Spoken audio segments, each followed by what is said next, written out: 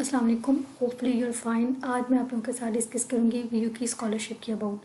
तो सबसे पहले मैं आप लोगों को बता दूं कि मैं वीयू की स्कूल स्टूडेंट रह चुकी हूँ और मुझे 3 टाइम जो है ना वो वीयू से स्कॉलरशिप मिली है। और लास्ट टाइम मुझे स्कॉलरशिप मिली थी 50% और मेरा जो सेमेस्टर का CGPA था वो 3.55 था। और मेरा जो प्रोग्राम है वो BS इंफॉर्मेशन टेक्नोलॉजी था। और वीयू की स्कॉलरशिप का ये होता है कि आपको टॉप 10 स्टूडेंट को जो है ना वो स्कॉलरशिप देते हैं और इसमें वो ओवरसीज़ स्टूडेंट भी इंक्लूड होते हैं और जो पाकिस्तानी स्टूडेंट होते हैं वो भी इंक्लूड होते हैं इसमें। तो वो ऊपर जैसे देख रहे हैं इसमें कंप्यूटर साइंस का था और इनका जो CGPA है ना ओवरऑल मतलब 2018 का जिन बच्चों ने कंप्यूटर साइंस में मतलब इनरोल किया हुआ है उसमें जो हाईएस्ट इनका CGPA था ना वो 3.93 था और उसके बाद जो था ना वो 3.85 था। और उसके बाद देख लें काफ़ी ज़्यादा बच्चों के जो है ना वो इस तरह थे। और अब हमारा था इंफॉर्मेशन टेक्नोलॉजी का, इसमें जितने बच्चों ने इनरोल किया हुआ था उसका उस हिसाब से ये उनसे स्कॉलरशिप मिलेगी इन्हें। तो इसमें ये था कि जो हमारा हाईएस्ट CGPA था ना जिसका उसका था 3.84 और इससे मिली थी 75% स्कॉलरशिप। उसके बाद उस सेमेस्टर के बाद उसी सेमेस्टर में उसके बाद जिसका हाईएस्ट CGPA था वो इसका था और इसकी जो स्कॉलरशिप 3.57 था। इसके बाद इसका हाईएस्ट था, इसको 50% मिली और इसके बाद मेरा हाईएस्ट था तो उसके बाद मुझे मिली। तो इस तरह ये होता है कि स्कॉलरशिप जो होती है ना वो ओवरऑल जो CGPA होता है ना उस पर डिपेंड करती है। अब हमारा ओवरऑल CGPA 3.84 था और इनका ओवरऑल CGPA 3.93 था।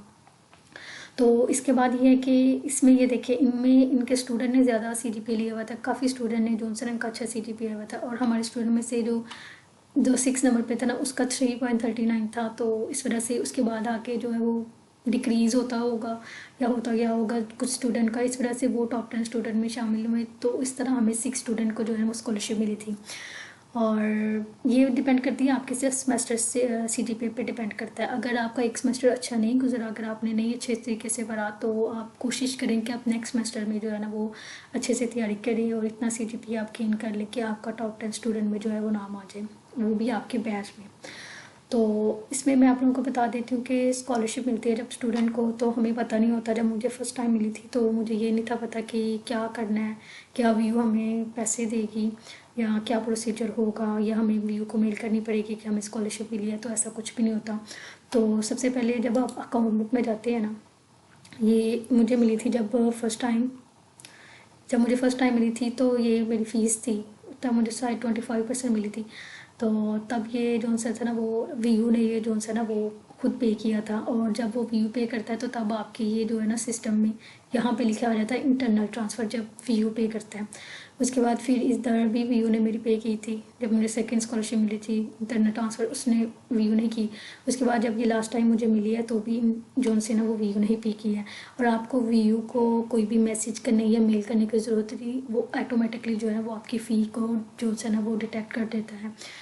और इसके अलावा अगर आप उनको कोई भी किसी भी किस्म का कोई क्वेश्चन हो, कोई इशू हो तो आप लोग जो है ना वो कमेंट बॉक्स में पूछ सकते हैं, मैं आपको जो है ना वो फुली गाइड करूँगी। और मेरे चैनल को सब्सक्राइब कर दें, लाइक कर दें। और अगर आप लोगों को कोई इशू हो किसी बुक में तो आप मुझे रिकमेंड करिए आप नीचे कि आप इस बुक की वीडियो बनाएं, तो मैं जो है ना वो उसकी बनाऊँगी इंशाल्लाह।